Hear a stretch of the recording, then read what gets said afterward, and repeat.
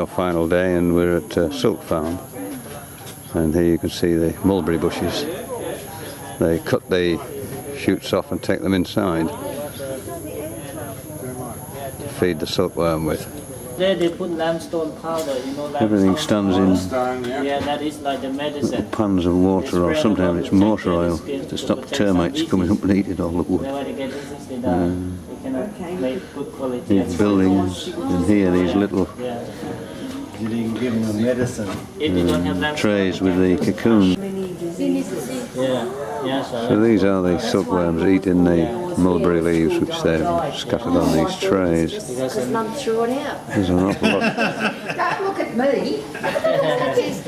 There are lots of them on here. Because in the nature they live on the mulberry tree, they can find something, you know, take care of the skin by themselves. These are the baby worms, lady. Yeah. Did you take a photo, Kate? Did you take a photo? So these are quite small and eating torn up leaf, and they're actually big leaves, but they do get much bigger. These silkworms which have just hatched this morning from the egg. Absolutely minute. This side, the length 5 centimeters. After the layer they call raw seal. Do you know raw So these are seal? the cocoons, they're yellow. Then this part is the fine You get seal. about 400 metres of silk Raw seal cheaper than fine from each seal. cocoon. There's two types of seal. What makes it go yellow? Oh, it's the worms, huh? The worm itself make yellow color. Type of silk? Yeah, the same time, same quality, but different quantity. Yeah, yeah. The one on the right side. Sorry about that. It's a bigger cocoon, and therefore you get more silk from it. So they're much bigger now, about 14 days. They change colour from yellow to brown, green to yellow to brown. When they get to brown, they begin to pupate. On this large wicker spiral. And they also have them in this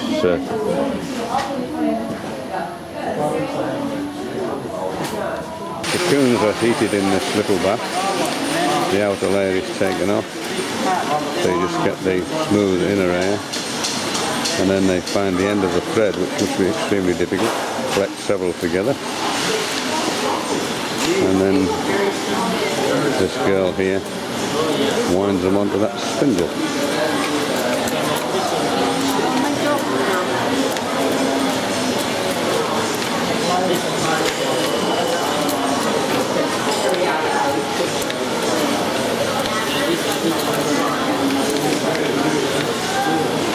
Several cocoons at the same time, and this little stick that they've got, because they're winding, they keep pulling the cocoons up in the air, and she just keeps knocking them back into the water with it.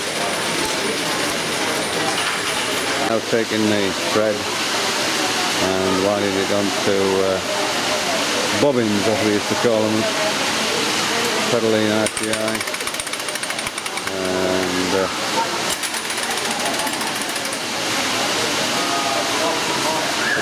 not only does it wind it on, it stretches it so it gets a little bit thinner.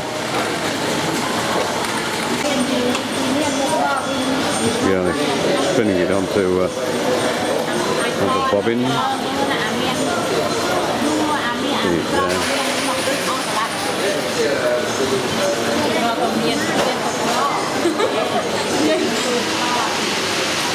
Bicycle wheels everywhere. Very, very simple pieces of equipment.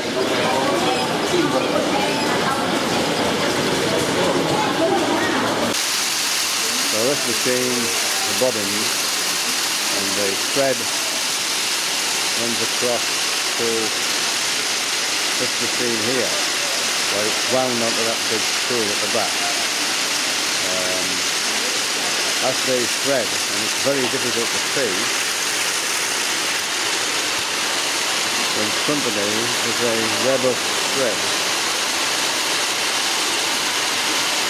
I don't know whether you can see it or not. The threads are stretched as they go across. And at every stage in the process, the threads are stretched and get thinner. And here you can perhaps see it more clearly where the threads come across. This girl has brought a little baby with her to work. One end of the hammock's tied onto the machine and the other end is tied onto the window. She's obviously keeping it quiet. This is where they dye the material, the silk. There are big dishes there, large sinks, and a heating system.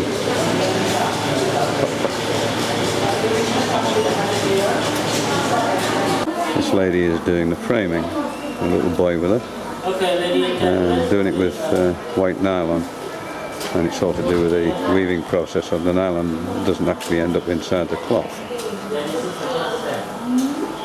She's got resting her arm on the cushion to make it more comfortable.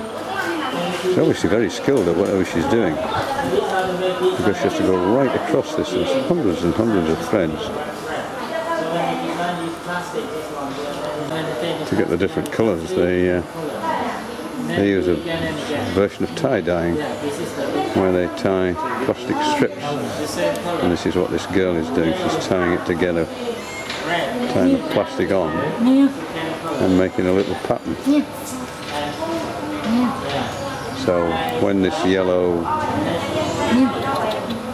thread is dyed, say it was dyed red, the exposed thread would end up red, whereas the tie-dye bit, or the tied bit, would stay yellow.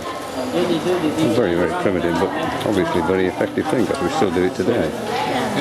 Using this instrument to thread the silks onto the comb on a loom. You need good eyes to do this. And she's been assisted by another girl.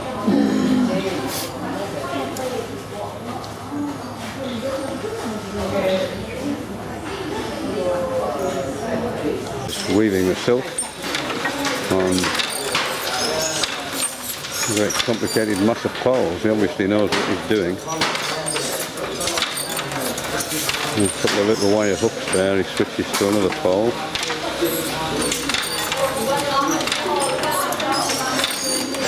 And again, so he keeps bringing it forward onto the next, pulling the next coloured thread in.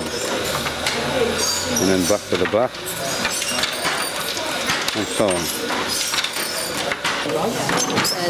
She's giving her a sharp and a little thicker.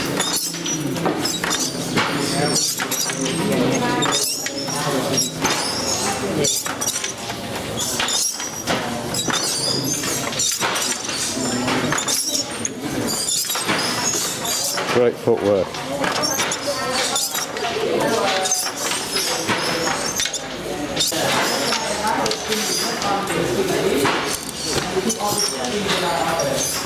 Yeah, this is the jasmine flower. Yeah. So this is Jasmine flower pattern. This is only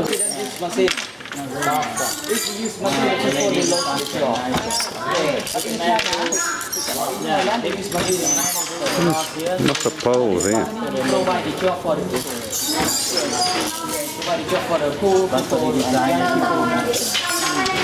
They do 1 hour on and 1 hour, sorry, 1 hour on and then they get a 10-minute break. So you chew the fat. You couldn't do that, you couldn't concentrate on this. Because she's using three bobbins there, 3 spools to make this very intricate pattern.